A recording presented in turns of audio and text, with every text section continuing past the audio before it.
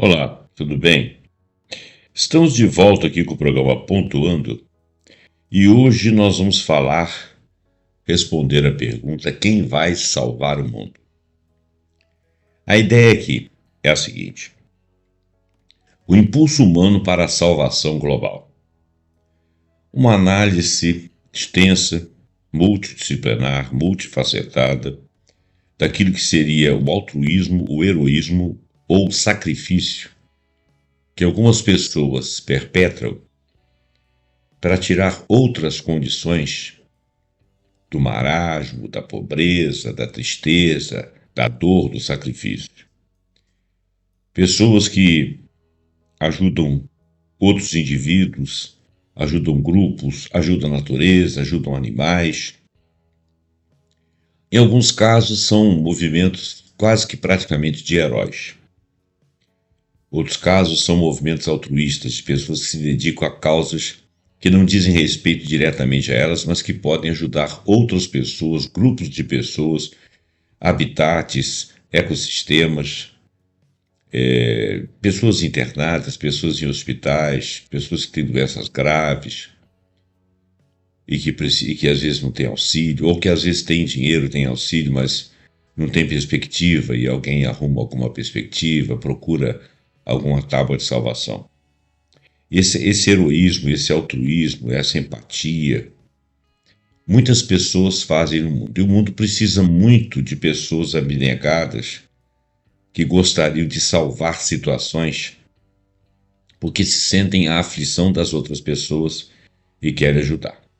Alguns fazem isso por motivos até de querer aparecer, já é uma coisa mais egóica, né? E outros fazem isso porque realmente são desinteressados, fazem interessados em ajudar, não têm um interesse ou têm um desinteresse pessoal. Então nós vamos fazer uma análise aqui, que é uma análise mais ou menos psicológica, mais ou menos sociológica, dentro da ideia do altruísmo e da empatia, dentro da ideia de que a pessoa quer se colocar ali por algum motivo. Então, antes de mais nada, eu vou pedir para você deixar o seu like, deixar o seu comentário, que é muito importante para interagir, compartilhar para que outras pessoas tomem contato com o meu canal e que possam entender esses assuntos que eu reperpasso aqui, que são dos mais variados índices de assuntos, né? É sempre alguma coisa que eu quero trazer cultura às pessoas, reflexão, informação, formação, se for o caso, muito dentro da área de educação, mas também dentro da área da ciência, de uma maneira geral. Então eu peço que você passe para outras pessoas para que a gente tenha esses informes, para que as pessoas possam dar o feedback, dizer que gostam, o que acreditam, o que pensam sobre aquilo. E assine o canal. Se você for novo por aqui, assine o nosso canal e, mais uma vez, compartilhe o link do canal para as pessoas conhecerem essa quantidade de assuntos que aqui temos. Então, dentro dessa ideia do altruísmo, da empatia, do heroísmo, da salvação, numa visão multidisciplinar e entre muitos parâmetros daquilo que seria a salvação do mundo. Vamos lá.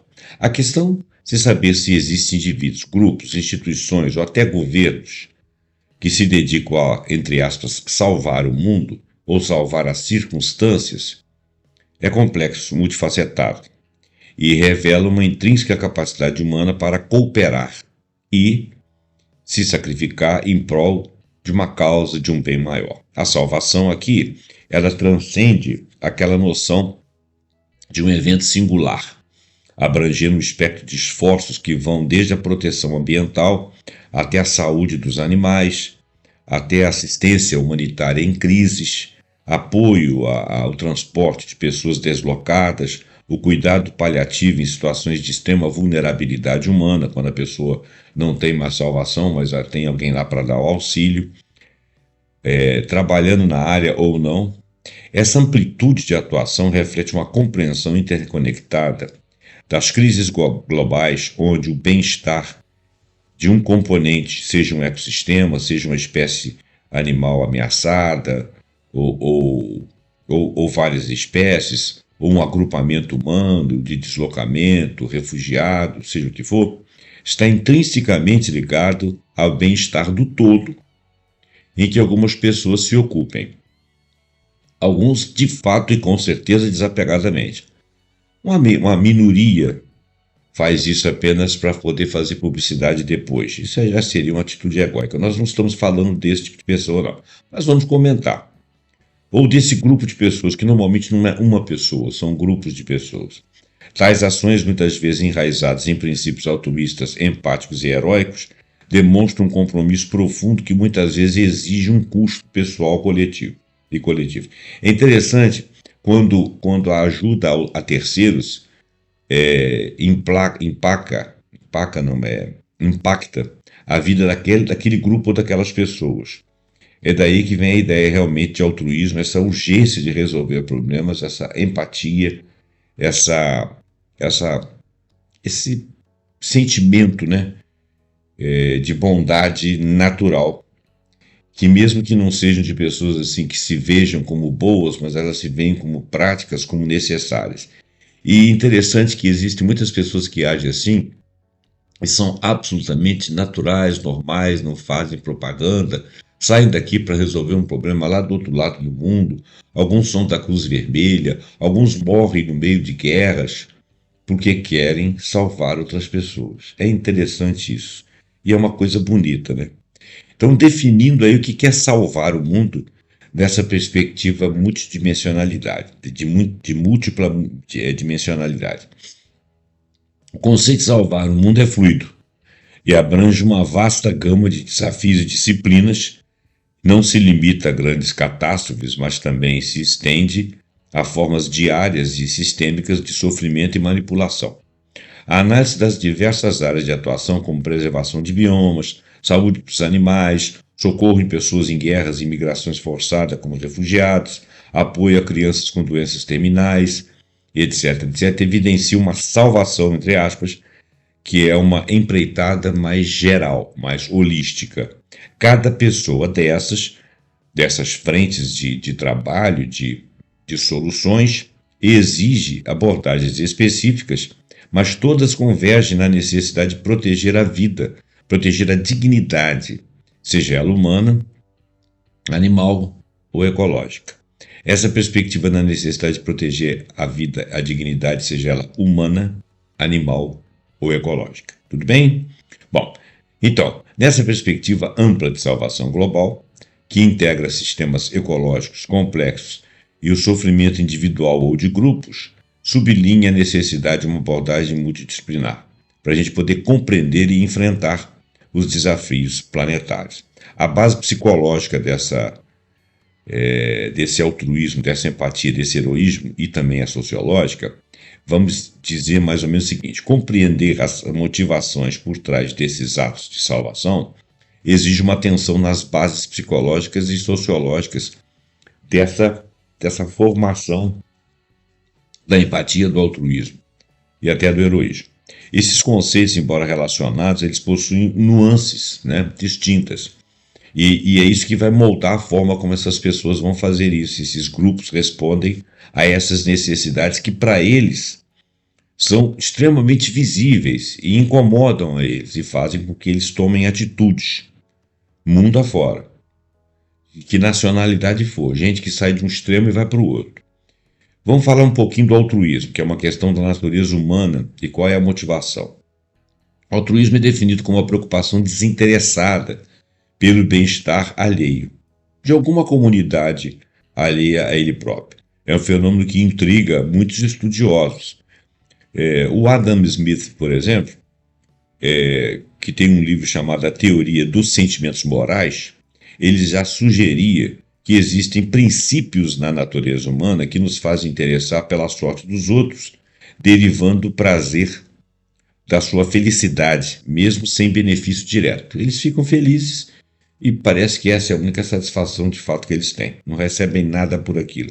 Esse Adam Smith é aquele lá do trabalho, que escreveu lá os livros relativos ao trabalho, né? Mas ele tinha, originalmente ele começou a aparecer com esses textos interessantes, né? Eu não vou teorizar, não vou falar sobre ele, porque eu esqueço uma porção de coisas, então, mas é aquele Adam Smith mesmo.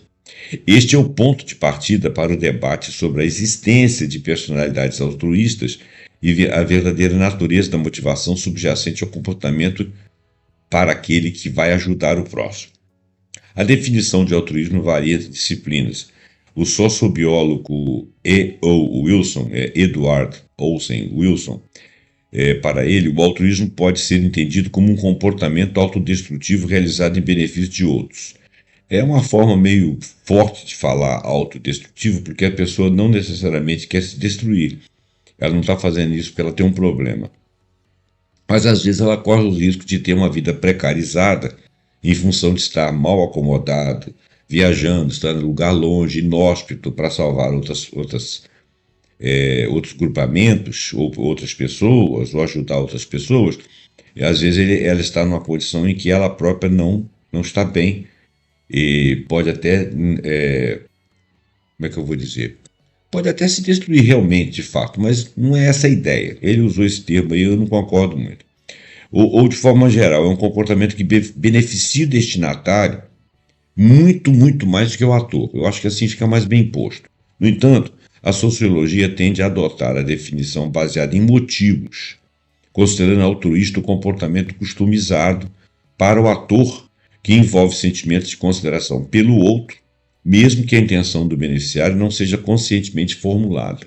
Ele não tem aquela ideia de princípio que vai fazer aquilo pelo outro, mas ele faz, porque aquele está dentro dele.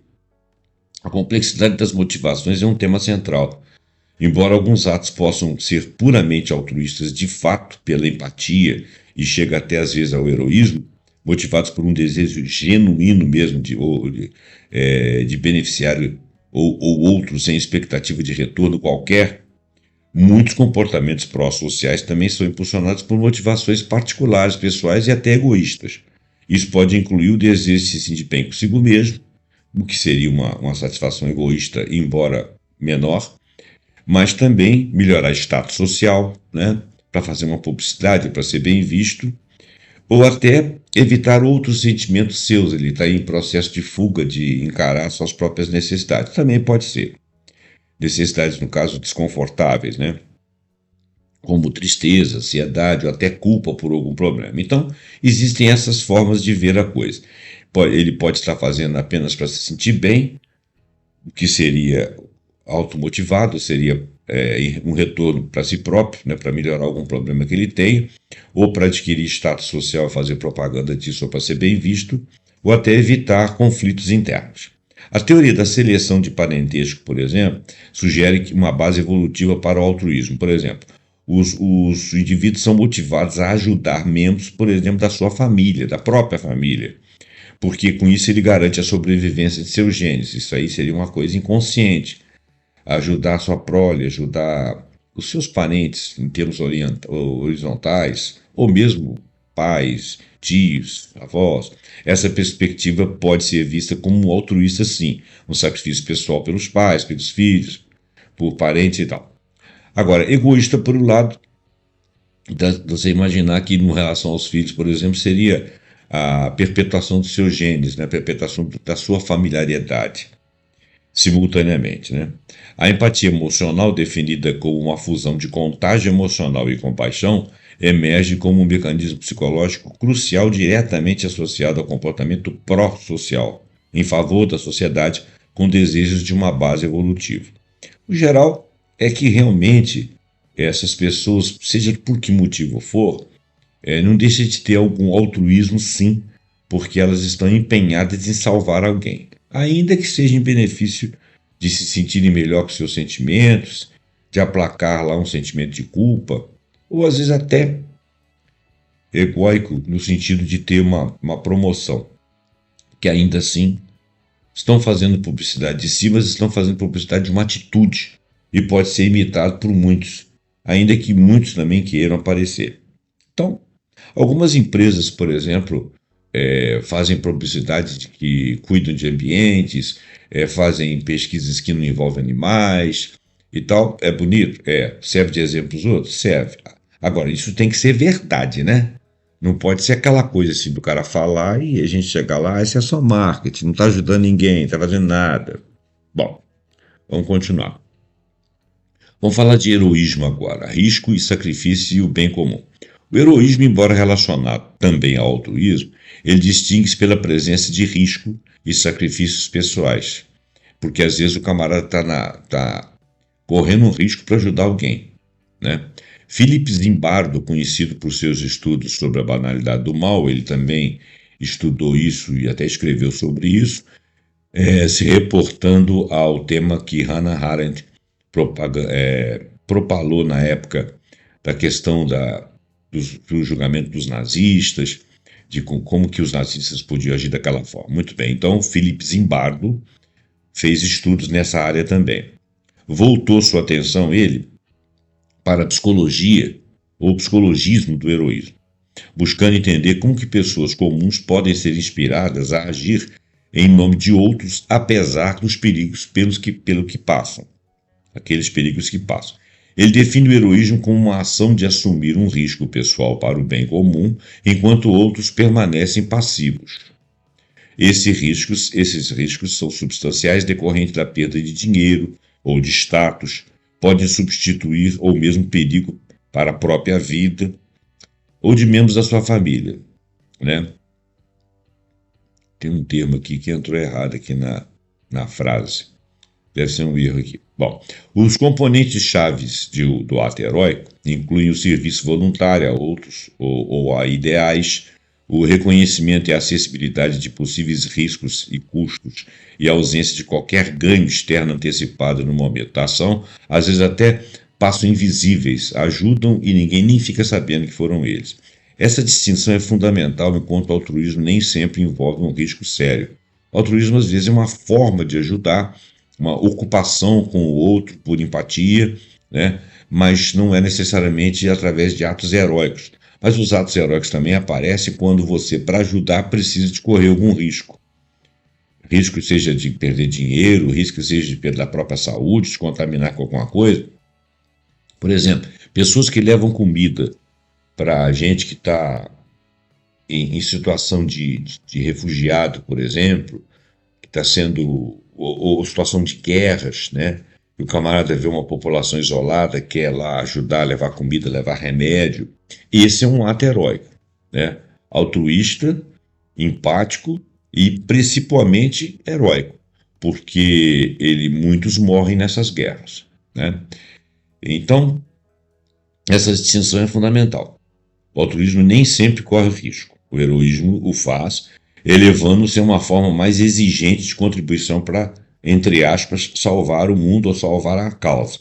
Uma pesquisa sugere que a capacidade de ser um herói, ela pode ser cultivada, como demonstrado por estudos que demonstram um aumento nos níveis de coragem em crianças após o treinamento do heroísmo. Por exemplo, quando você faz curso para bombeiro, muitas vezes você vai funcionar como herói. Por quê? Porque você está correndo risco, né? Mas você foi treinado. E por que você faz aquilo? É sua profissão.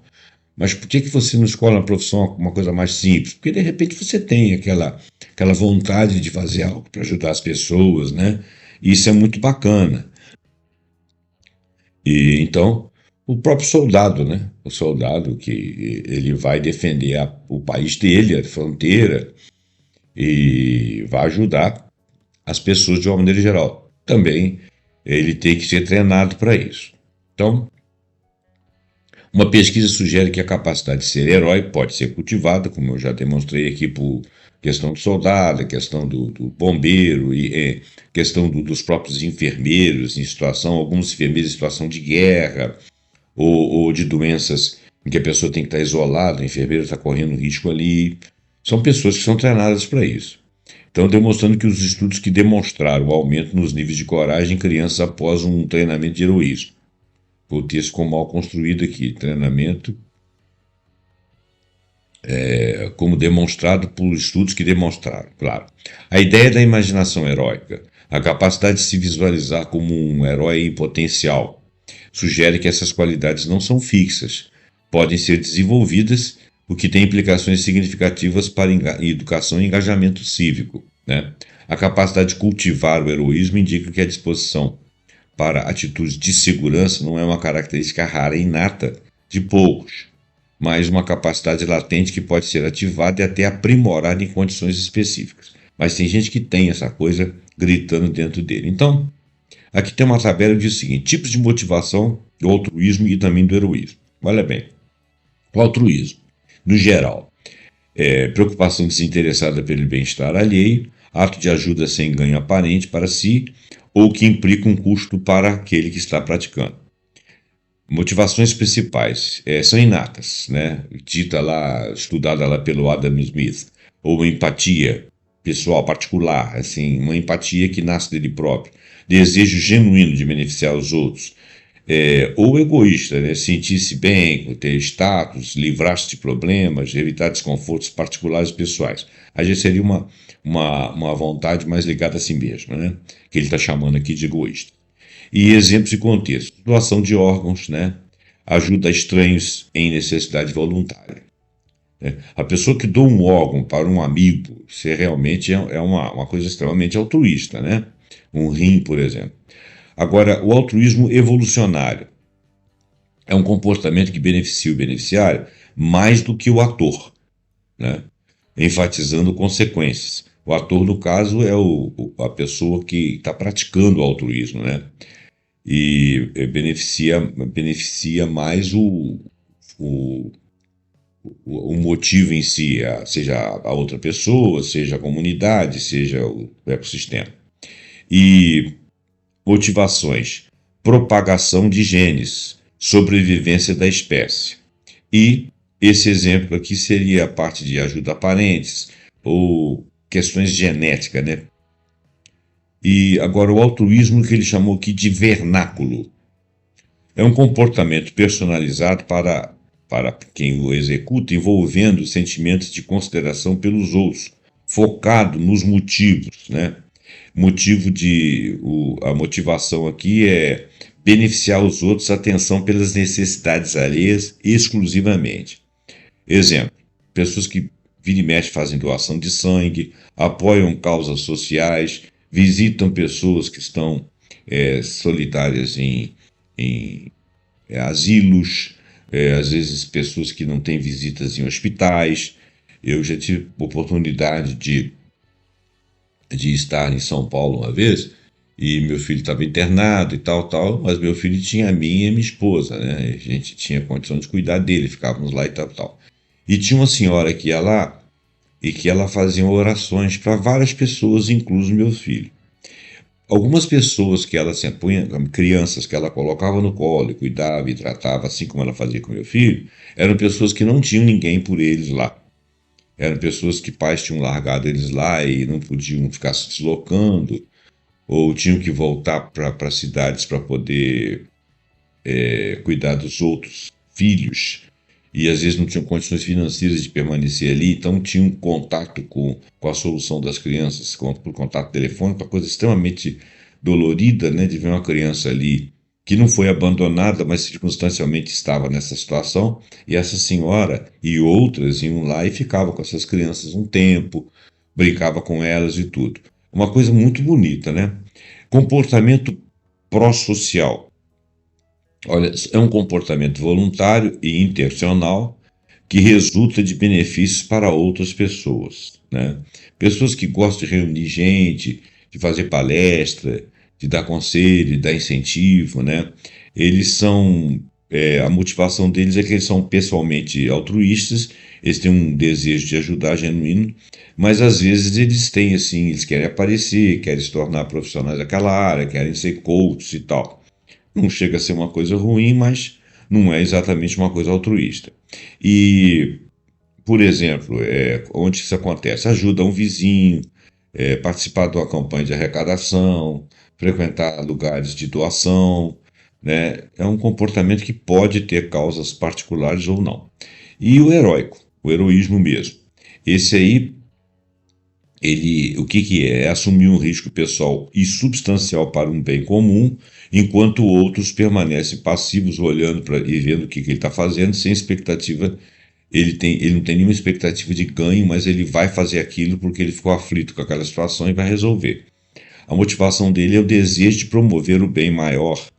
Ele é um defensor de ideias, ele é um idealista, né? Ele tem uma imaginação heróica, ele tem valores pessoais enraizados que o estão chamando para ajudar. E, exemplo, salvar alguém de um incêndio, salvar alguém que está afogando, denunciar injustiças e correr risco, né? Visitar uma pessoa na cadeia que você considera injustiçada e que de repente é mesmo, defender minorias que às vezes estão sendo expulsas de um lugar, e às vezes o cara não tem nada a ver com aquilo e corre risco de ser preso, de ser machucado, de tomar um tiro, tomar uma paulada e ser processado, essas coisas. Bom, então essa foi a tabela. Quais são as ações individuais e quais são as coletivas? O sacrifício em prol de um bem maior. É um título. A manifestação do desejo de salvar as coisas, de salvar o mundo, ocorre tanto em atos individuais como de coragem, compaixão, quanto em esforços coletivos organizados que frequentemente cancelam sacrifícios notáveis. Heróis e altruístas no cotidiano e em situação de crise. Olha bem, o heroísmo não é uma característica restrita e figuras extraordinárias. Ele permeia a sociedade de maneiras surpreendentes. Pesquisas têm mostrado que aproximadamente 20% das pessoas se qualificam como heróis. Mais maiores ou menores são. Uma pessoa que vai ajudar alguém que está passando mal ali na rua e tal, ele faz isso por heroísmo. Tá? Atrapalha o trabalho dele, atrasa a vida dele, às vezes até gasta algum dinheiro. Né? 20% das pessoas são capazes de fazer pequenos ou grandes atos heróicos, com uma parcela significativa. 72% relatando ter ajudado alguém em uma emergência perigosa e 16% tendo denunciado uma injustiça. Essa prevalência sugere que a capacidade para o heroísmo é mais difusa do que se pode imaginar, desafiando a noção de que é um traço raro e inato a poucos. Não necessariamente, mas também existem categorias de heroísmo, né? Então aqui, ó, uma certa quantidade de pessoas se qualificam como heróis, com uma parcela significativa desses, 72%, relatando ter ajudado alguém numa emergência perigosa para eles próprios. E 16% saíram para ajudar pessoas que sofreram uma injustiça. Então, tem dos 100% da sociedade, tem uns 20% que são capazes de se distinguir entre esses dois fatores aí. Essa prevalência sugere que a capacidade para heroísmo é difusa, e muito difusa, mais do que se poderia imaginar, desafiando a noção de que é um traço que nasceu com a pessoa. Não, as pessoas podem desenvolver ou se verem de repente como heróicos. Diversos fatores influenciam a probabilidade de um indivíduo se comportar heroicamente. A oportunidade de desempenho um papel significativo, sendo atos heróicos às vezes mais comuns em áreas urbanas, onde há mais pessoas e, consequentemente, mais situações de necessidade. O nível de educação também se mostra relevante, pois indivíduos mais educados tendem a ter maior consciência da situação que possa alterar a sua intervenção. Né? Ele sabe exatamente o que é necessário ali. Tem outros que estão olhando, mas não estão entendendo, né? Não tem assim uma consciência. Vê uma pessoa passando mal de uma certa forma e não percebe que aquilo ali é um ataque, que aquilo ali pode levar à morte, que aquilo ali é oriundo de uma situação A, B ou C. Então, a capacidade de diferenciar isso aí, que tem a ver com uma cultura anterior,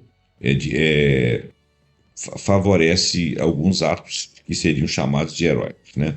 Diferenças de gênero são observadas, com homens relatando mais atos de heroísmo. Depende, se tiver muita pujança, são mais de homens. Embora isso pode ser atribuído ao fato de que as mulheres muitas vezes não compartilham suas ações de cuidado por serem mais simples, por serem mais, vamos dizer assim, mais humildes realmente, mais afeitas ao cuidado, né? Ao cuidado familiar ou ao cuidado com as amizades, né? As mulheres, elas são mais cuidadoras. Então o homem, às vezes, quando relata um fato heróico, é porque não é muito habitual no meio dele aquilo. Então ele se sente de fato um herói. A mulher já acha mais natural aquela ajuda. A raça também representa um fator. Os indivíduos negros são 8 vezes, olha bem, os indivíduos negros são 8 vezes mais propensos a se qualificarem como heróis, o que pode estar relacionado a taxas de oportunidade em suas comunidades, porque, em geral, eles estão imiscuídos em comunidades de muita necessidade. Então, aí tem a prevalência, né? Além disso, ter sobrevivido a um desastre, né? Ou um drama pessoal, um trauma pessoal, aumenta algumas vezes a probabilidade de ser um herói e voluntário, até por similaridade, né? Ele vê uma pessoa passando por uma coisa pela qual ele passou, às vezes ele foi ajudado, então ele também vai ajudar, ou às vezes ele não quer que o outro passe pelaquilo que ele passou. Tudo isso faz diferença, né? Então, essa probabilidade de ser herói tem muito a ver com oportunidade e a probabilidade de ser herói voluntário, apesar de experiências adversárias, né, que poderiam forjar uma maior resiliência, porque o camarada passou por muitas situações, então ele tem mais resiliência, né, tem mais empatia, porque isso associa ao sofrimento que ele teve, mesmo que não seja exatamente como aquele. É fundamental considerar que heróis são mais eficazes quando atuam em redes, né? Quando uns chamam outros e incentivam e formam grupos. A formação de redes fornece os recursos de apoio necessários para que os impulsos heróicos venham a se concretizar com mais facilidade, um apoiado no outro, e tenham um impacto mais duradouro e formem grupos de pessoas que vão sempre intencionalmente fazerem, praticarem atos heróicos. A compreensão de que qualquer um pode ser herói e que o heroísmo pode ser cultivado aponta para um vasto potencial para engajamento social e a ação positiva em comunidades. Isso sugere que a capacidade de salvar não é um dom, mas até uma habilidade que pode ser desenvolvida, estudada, né, ativada, em condições desenvolvidas, transformando as respostas a algumas crises em um esforço mais coletivo e capacitado para contornar aquelas crises, resolver aquelas crises, estabilizar aquilo. Estudos de casos de sacrifício pessoal e legados. A história está repleta de gente que ajuda uns aos outros, impulsionados por um profundo senso de propósito, que fazem sacrifícios pessoais notáveis para o bem do mundo e deixando um legado que transcende as suas próprias vidas e viram exemplos. Por exemplo, a Jane Goodall, da ciência ao ativismo e ao sacrifício pessoal. A Jane Goodall, ela é uma primatóloga renomada, né? É um exemplo emblemático de dedicação e sacrifício em prol de conservação do bem-estar, por exemplo, dos animais. Sua jornada começou em 1960. Ela tinha 26 anos e, sem formação acadêmica formal ainda, ela se aventurou em Gombe, na Tanzânia, para estudar chimpanzés selvagens. Ela foi para lá, né? Enfrentando o ceticismo da comunidade científica e as dificuldades no campo, a sua dedicação e métodos foram surpreendentes. Ela nomeava os chimpanzés ao invés de colocar números neles e começou a emergir em seus habitats. Com isso, ela teve descobertas extraordinárias, revolucionárias na realidade, porque ela declarou que os chimpanzés eles usam e fabricam ferramentas, que era algo que você só tinha como descobrir se você convivesse com eles cotidianamente, o que envolvia riscos, né?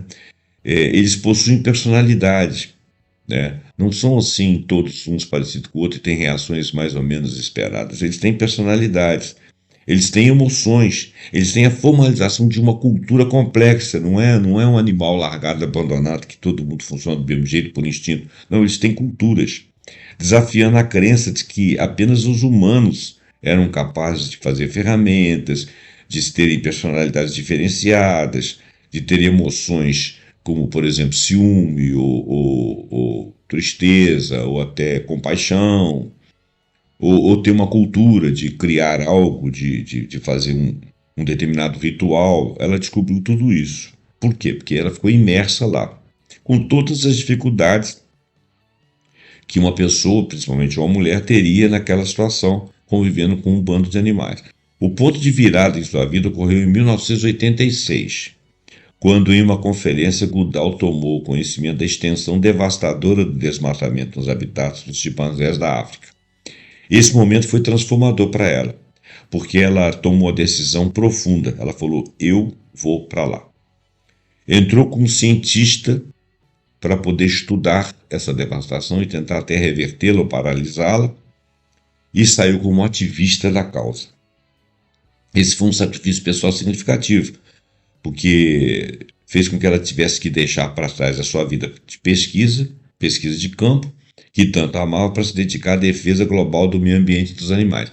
Quer dizer, ela estava fazendo pesquisas e mais pesquisas, indo de comunidades para comunidades, e de repente ela tomou uma comunidade para salvar, e aquilo virou ativismo. É claro que ela não deixou de ser cientista, mas virou um ativismo. E Goodall fez para Goodall, essa transição foi simplesmente uma coisa assim, daquelas que precisava de ser feita, né? O termo aqui tá esquisito, eu vou usar essa palavra. Impulsionada por sua preocupação com a crise climática e a perda da biodiversidade local e os conflitos globais, né? Ela acendeu ali um foco de esperança. Muito bem. Vamos falar agora da evolução. A evolução de Jane Goodall, de uma cientista dedicada a uma identidade de ativista global, ilustra uma profunda transformação de propósito e propósito.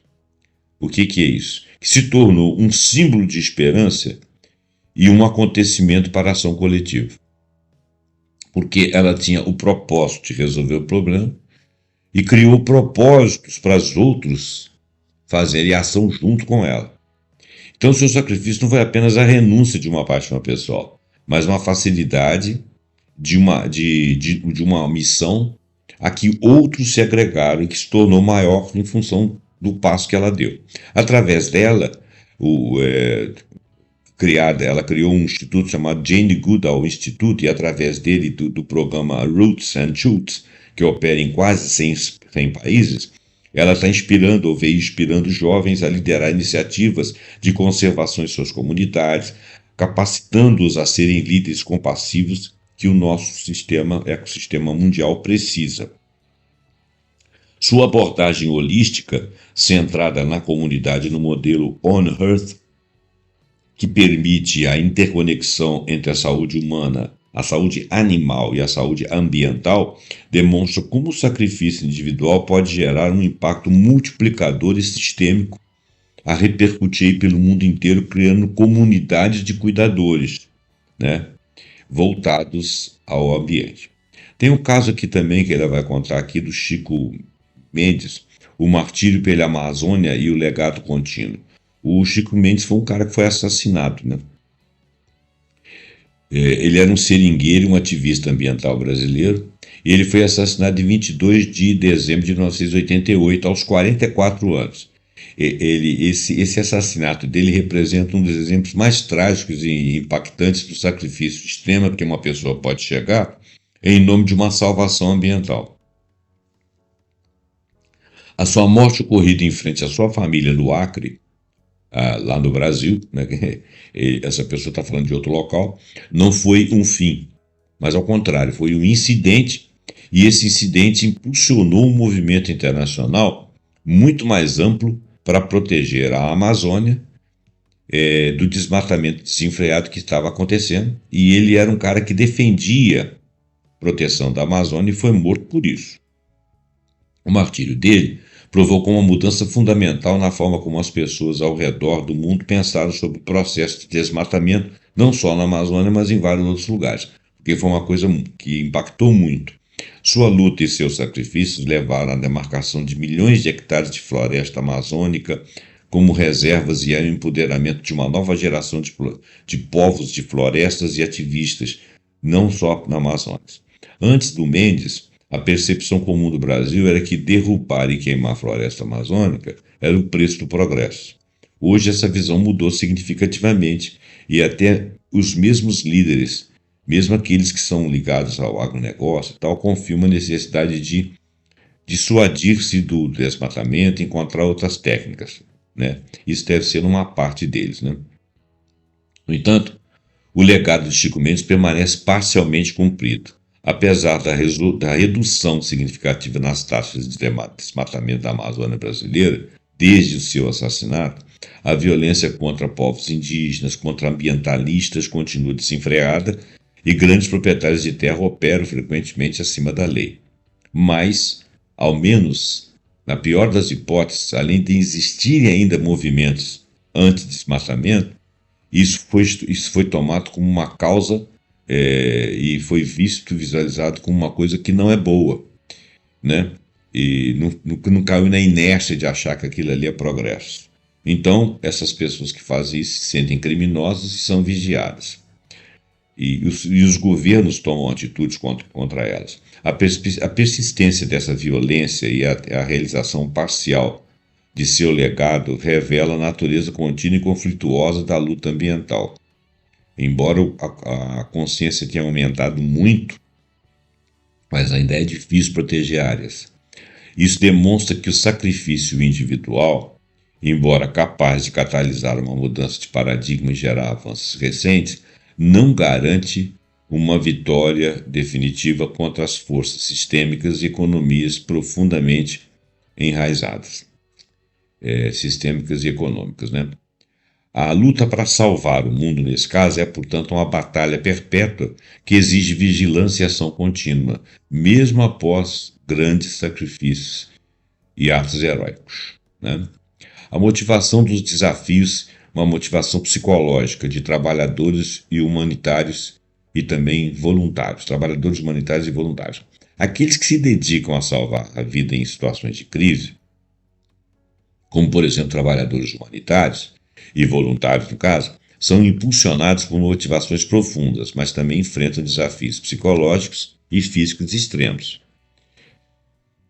Como é que seria a motivação profunda para a ajuda? A principal força motriz para esses trabalhadores voluntários e humanitários é o altruísmo. Eles têm um desejo intrínseco de ajudar os outros, contribuir para um mundo melhor. Essa motivação é frequentemente enraizada em valores pessoais profundos e em senso daquilo que eles chamam de chamado. É um chamado, eles foram chamados para resolver aquilo.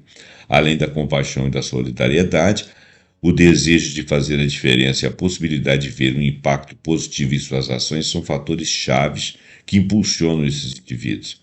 A sensação de estar ligado à vida e encontrar um propósito de significado no trabalho de ajuda é uma recompensa intrínseca que contribui para a satisfação e a retenção de um setor humanitário. E a importância disso é que eles sabem que eles são exemplos e que vão atrair mais pessoas no coletivo. Isso é um outro fator importante. Agora, existe um custo, né? Um custo psicológico e um custo físico. Apesar das motivações nobres, o trabalho humanitário ele exige um custo psicológico. Inclusive, até mesmo um custo físico, né? Não necessariamente, mas que ronda e que está presente. Trabalhadores humanitários e voluntários enfrentam taxas significativamente mais altas de sofrimento psicológico, de burnout, que às vezes estão ajudando e não é reconhecido, não são bem tratados, e condições de saúde mental como ansiedade e depressão. Transtorno de estresse pós-traumáticos eles têm, fadiga por compaixão, estresse moral e até abuso de substâncias em comparação com outras situações de trabalhos de emergência. Porque é uma situação cotidiana para eles. Eles estão sempre se deparando com algum tipo de sofrimento, algum tipo de miséria. E claro que eles têm um custo psicológico. E às vezes até físico, que eles podem contaminar alguma coisa. No tempo da AIDS, por exemplo, muitos voluntários morreram de AIDS. Religiosas que foram trabalhar na África morreram de AIDS. E ajudando populações que estavam ali com AIDS. A exposição a eventos traumáticos, tanto direta, por exemplo, testemunhar a violência, testemunhar a morte da pessoa na sua frente, destruição de aldeias, de cidades, de comunidades, né? Quanto indireta, né? Ou seja, ouvir relatos, né, de sofrimento, acabar por internalizar a dor alheia, isso contribui para esse custo emocional.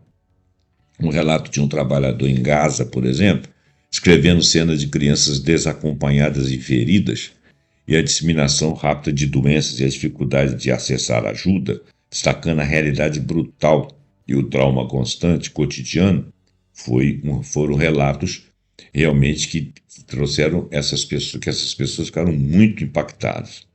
Outro relato de um assistente social humanitário que ocorreu na Turquia descreveu o desafio de testemunhar um sofrimento e ouvir histórias que partem o coração, né? Apesar da satisfação de ver que eles conseguiram algum tipo de mudança positiva.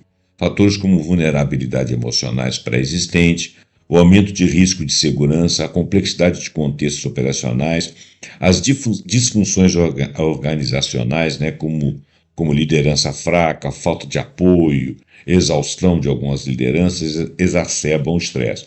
A falta de um suporte social robusto e o isolamento dos sistemas de apoio familiar também intensifica o sofrimento.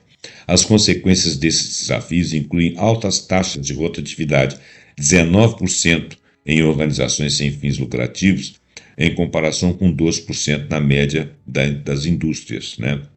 A perda de conhecimento institucional valioso e uma redução na eficácia dos programas de ajuda. Essa rotatividade é porque as pessoas às vezes não vão suportando e saem, e entram outras em seus lugares, que é diferente, por exemplo, quando você tem isso numa indústria do trabalho, né? Mesmo quando essa indústria tem trabalhos que são assim desgastantes. A contradição entre a profunda motivação altruísta dos trabalhadores humanitários e o alto custo psicológico e físico que eles pagam, né, revela uma falha sistêmica no apoio a esses salvadores. A sustentabilidade dos esforços de salvação global não depende apenas da motivação individual, mas depende crucialmente da capacidade das organizações de mitigar o trauma e o burnout, garantindo o bem-estar daqueles que estão na linha de frente, aqueles que estão ajudando na linha de frente. Isso implica a necessidade de políticas de prevenção, intervenções personalizadas e um ambiente de trabalho que promova a resiliência pessoal e o apoio social, incluindo treinamento para líderes em saúde mental e gestão de crises. Aquelas instituições que deslocam essas pessoas têm que cuidar delas, senão elas não podem cuidar de terceiros, por mais altruístas que sejam, por mais heróicas. Bom, quem são as instituições e organizações que seriam os pilares aí da mudança global? Olha, além de esforços individuais que nós viemos falando até agora, alguns que nós falamos em termos de serem instituições, uma vasta rede de instituições e organizações desempenha um papel fundamental na salvação do mundo, abordando desafios ambientais, de saúde animal, humanitários em escala global. Quem seriam a maioria dessas pessoas? Vamos lá. A preservação dos biomas da importância crítica, pois cada um abrigado em formas únicas de vida e contribui para a regulação climática global, é bastante importante, é uma coisa crítica, né? No entanto, as atividades humanas têm causado uma destruição e poluição bastante rápida dos habitats, através de desmatamento de florestas tropicais e temperadas e a poluição de biomas aquáticos e sobrepesca. É muito, muito difícil você ter essa proteção, e isso aí tem sido crítico, né? Mais da metade das florestas tropicais originais desapareceram devido à exploração madeireira, agricultura de corte e queima, e também pecuária. Em resposta a uma miríade de organizações globais dedicadas à conservação, grupos como o Greenpeace, World Wildlife Fund, Environmental Defense Fund, The Nature Conservancy e União Internacional para a Conservação da Natureza trabalham incansavelmente em áreas como a proteção de espécies ameaçadas, mitigação de mudanças climáticas, restauração de ecossistemas, saúde dos oceanos e promoção da saúde humana. E tem muita gente que se inscreve nessas instituições e sai trabalhando mundo afora. O World Wildlife Fund, que é o WWF, por exemplo, ele atua em mais de 100 países, em 6 continentes, com uma missão de conservar a natureza e reduzir as ameaças à diversidade da vida na Terra. Seus objetivos ambiciosos incluem a criação de um mundo resiliente ao clima e com zero carbono na atmosfera, e proteção de sistemas alimentares sustentáveis, conservando florestas, proteção de recursos hídricos, promoção de oceanos saudáveis, conservação de espécies selvagens e de seus habitats. Essas organizações elas colaboram com comunidades locais e parceiros em todos os níveis para transformar mercados e políticas em direção à sustentabilidade.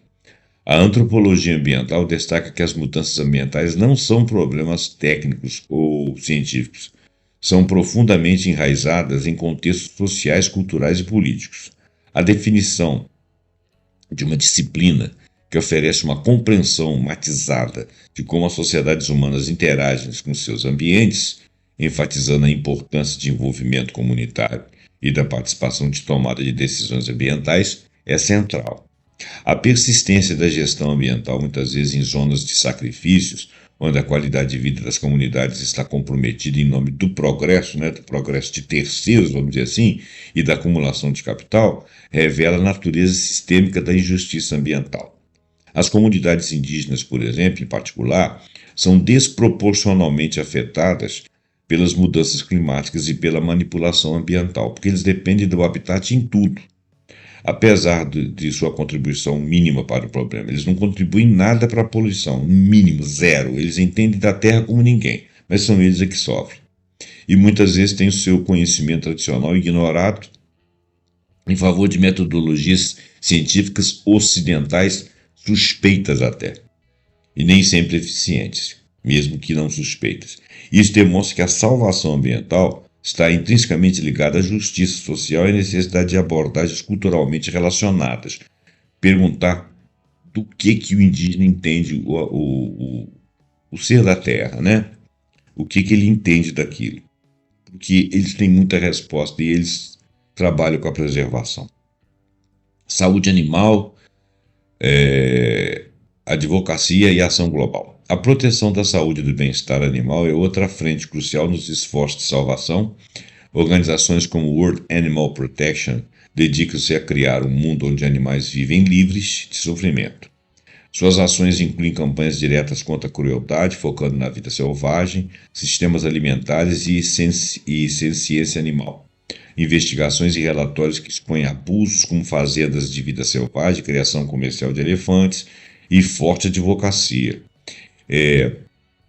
Em um nível sistêmico, a Federação Mundial para Animais, a WFA, atua como federação de mais de 70 ONGs com o objetivo de integrar o bem animal como um componente essencial de agenda do desenvolvimento sustentável. A WFA concentra-se em regimes de influência internacionais de saúde, alimentando o meio ambiente, bem como regras de comércio e financiamento de desenvolvimento para garantir que as considerações de bem-estar animal sejam de fato incorporadas. A organização busca transformar mentalidades formuladoras de políticas para que veja o bem-estar animal como um evento para desenvolvimento sustentável, unificando e capacitando ONGs de proteção animal para serem uma força poderosa em fóruns internacionais. A presença da WFA em órgãos como o Conselho Econômico e Social da ONU e Programa das Nações Unidas para o Meio Ambiente sublinha o reconhecimento crescente da interconexão entre o bem-estar animal e as questões globais mais amplas. Essas instituições elas conseguem trabalhar mais que os indivíduos em separado, mas também são combatidos, também sentem dificuldade, também passam perrengue, né? Assistência humanitária em conflitos e migrações forçadas, as respostas às crises humanitárias. A assistência humanitária é um pilar fundamental de salvação em situação de crise extrema, como guerras, conflitos, migrações forçadas.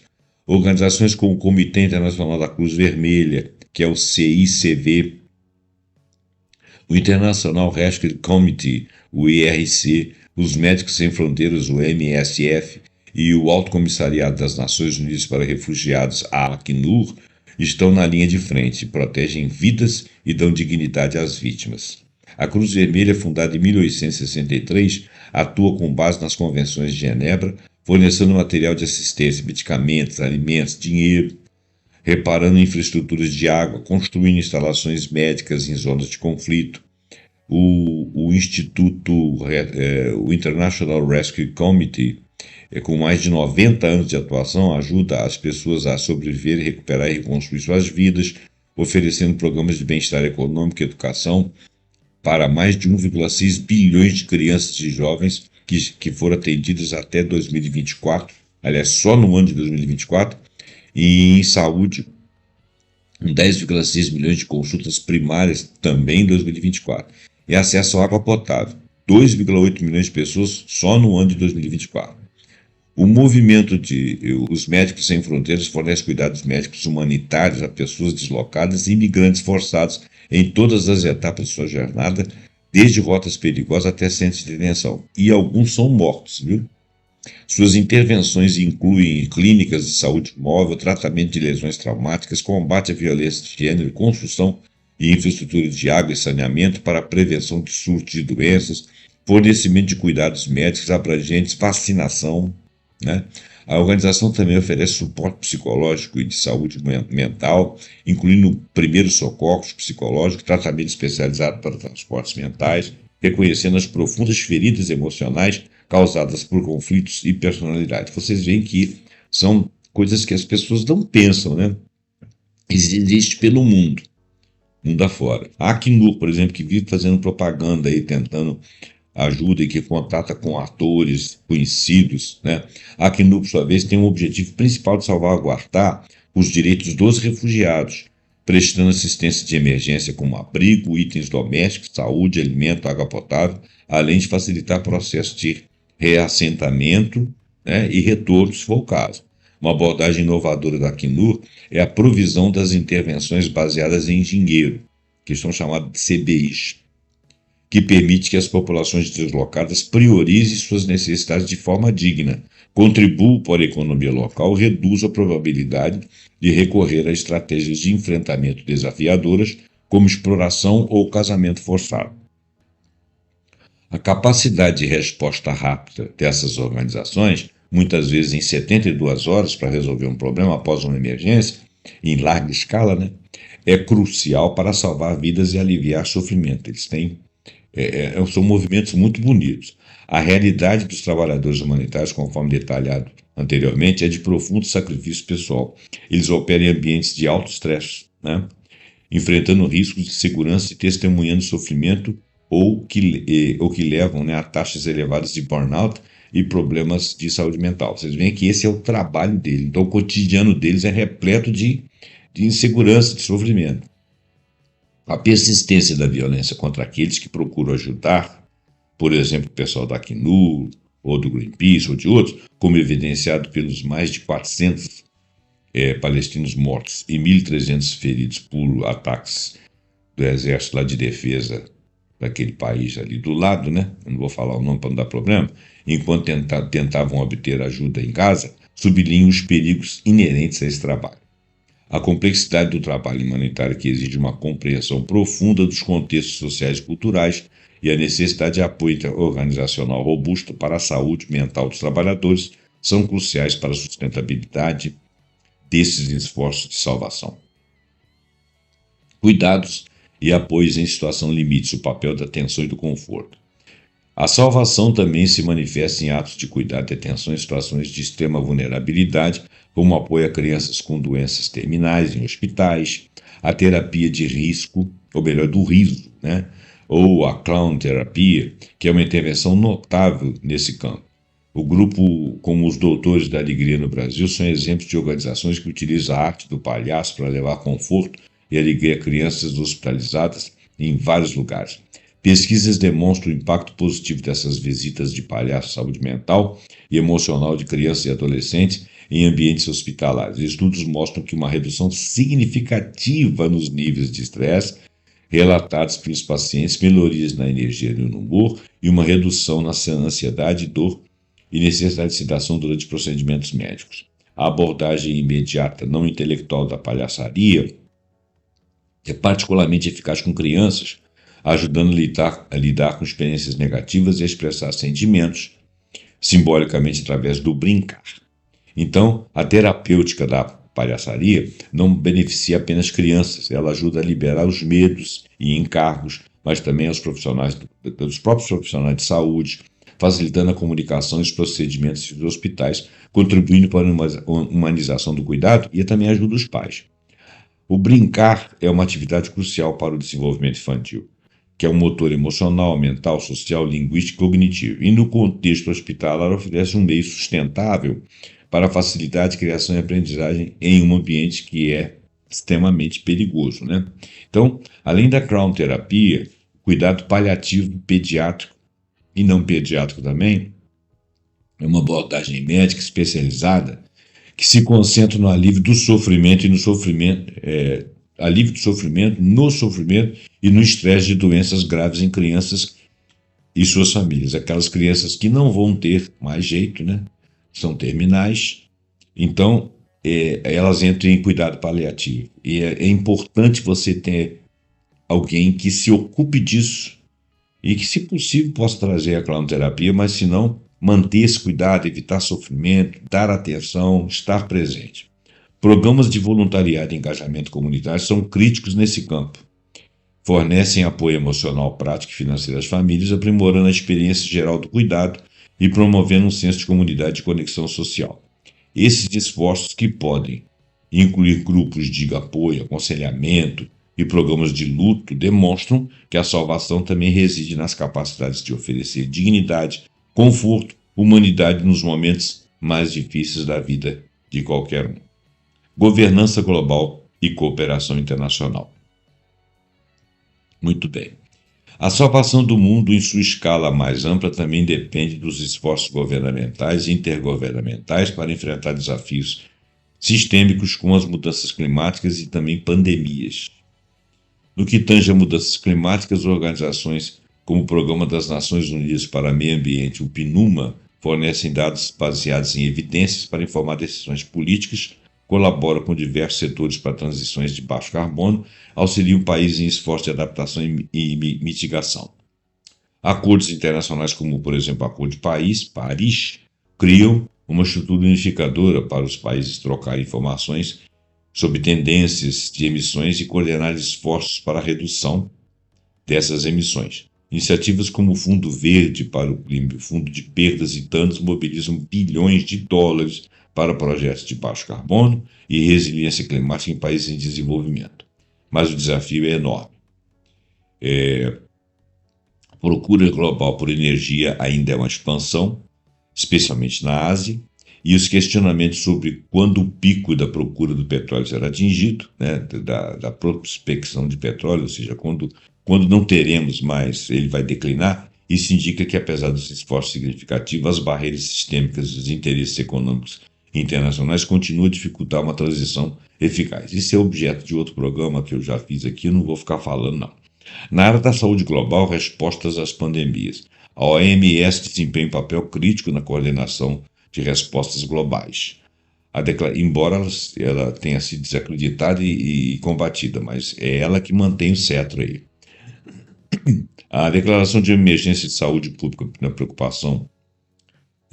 Preocupação Internacional, o PAEIC, dado pela OMS, como ocorreu durante a pandemia da Covid, desencadeia uma resposta internacional coordenada, incluindo orientação técnica, apoio ao desenvolvimento de vacinas e gestão em cadeia de suprimentos, que é uma coisa que já foi bastante divulgado, né?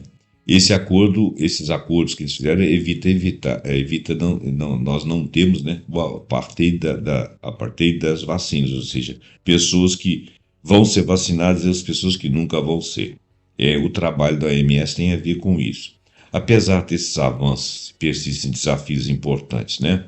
Existem muitas estruturas de governança global limitadas, com financiamentos inadequados, soberania nacional e interesses que podem dificultar a cooperação e a distribuição iníqua de recursos, que às vezes são desviados, alguns que não permitem, outros que não concordam. No entanto, a ênfase no fortalecimento das capacidades em regiões de recursos limitados, no investimento em trabalhadores de saúde comunitários e no empoderamento de órgãos regionais são oportunidades históricas de reimaginar uma governança pandêmica através de lentes de equidade, responsabilidade e sustentabilidade, né? Existe uma complexidade e uma persistência na salvação global. A análise demonstra inequivocamente que sim. Existem pessoas, grupos, instituições e governos que dedicam seus esforços, e em muitos casos suas vidas, para salvar o mundo em suas múltiplas dimensões. O impulso para a salvação global é específico. Desculpa, eu li errado. O impulso para a salvação global é um específico complexo, enraizado em uma interseção de motivações altruístas e, por vezes, egoístas até, mas que consideram e se manifestam em atos de heroísmo individuais e em esforços coletivos organizados por grupos, por pessoas individuais, por organizações. A base para essas ações reside na natureza humana, como o próprio Adam Smith observou, possui princípios inatos de interesses de bem-estar alheio. O altruísmo, seja na sua forma pura ou entrelaçado com motivações particulares, é sempre benéfico e necessário.